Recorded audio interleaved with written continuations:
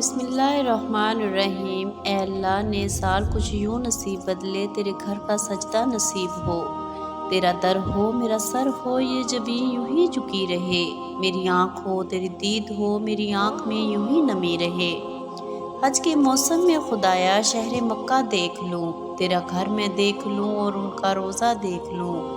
کاتب تقدیر لکھ دے اس برس حج کا سفر، پھر مینا عرفات کا میں نوری نظارہ دیکھ لوں۔ ہماری آج کی ویڈیو کا موضوع ہے حج کی فضیلت۔ نبی کریم صلی اللہ علیہ وآلہ وسلم نے فرمایا، جو حج کے ارادے سے نکلا اور پھر مر گیا، اللہ تعالیٰ قیامت تک اس کے لیے حج کا ثواب لکھے گا۔ سبحان اللہ۔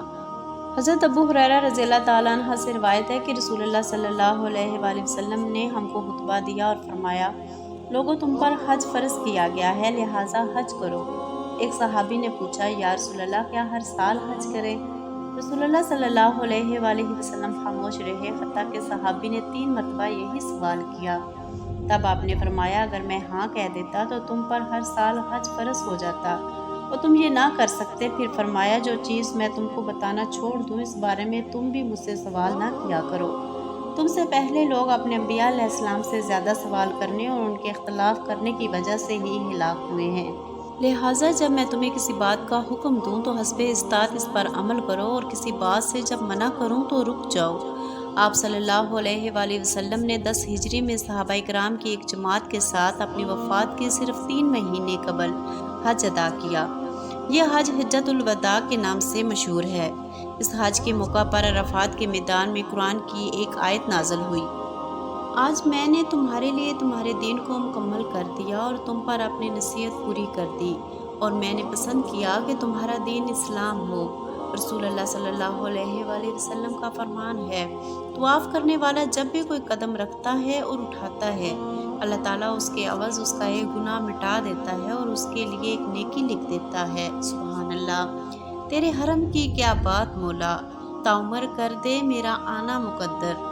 علی رضی اللہ تعالیٰ عنہ سے روایت ہے کہ رسول اللہ نے فرمایا، جس شخص کے پاس بیت اللہ تک جانے کے لیے مال و اسباب ہوں لیکن اس نے حج نہ کیا تو اس پر کوئی حرج نہیں کہ وہ یہودی ہو کر مرے یا عیسائی ہو کر مرے۔ رسول اللہ نے فرمایا، اسلام کی بنیاد 5 چیزوں پر ہے: کلمہ شہادت کہنا، نماز قائم کرنا، زکوٰۃ ادا کرنا، رمضان کے روزے رکھنا اور بیت اللہ کا حج کرنا، بشرطے یہ کہ وہاں جانے کی طاقت ہو۔ لفظ حج کے معنی زیارت کرنے کے ہیں، مگر شریعت کی اصطلاح میں خانہ کعبہ کی زیارت اور طواف کرنے کے ارادے کو حج کہا جاتا ہے۔ حج ہر عاقل، بالغ اور استطاعت رکھنے والے مسلمان پر زندگی میں ایک مرتبہ فرض ہے، اس لیے جو ان شرائط پر پورا اترے اور وہ حج نہ کرے، گویا اپنے مسلمان ہونے کے دعوے کو جھٹلاتا ہے۔ خانہ کعبہ، جس کی زیارت کو بابرکت اور ضروری قرار دیا گیا ہے، یہ دنیا کی سب سے پہلی اسلامی عمارت ہے جو حضرت آدم علیہ السلام نے عبادت کے لیے بنائی تھی، جو طوفان نوح میں ڈوب کر آنکھوں سے اوجھل ہو گئی تھی اور جسے ریت نے ڈھانپ لیا تھا۔ پھر آج سے تقریباً 4500 سال پہلے اللہ کے حکم سے حضرت ابراہیم علیہ السلام اور حضرت اسماعیل علیہ السلام نے اس کی دوبارہ تعمیر کی، اور آج تک دنیا کے ہر گوشے سے مسلمان اس کی زیارت کے لیے حاضر ہوتے ہیں۔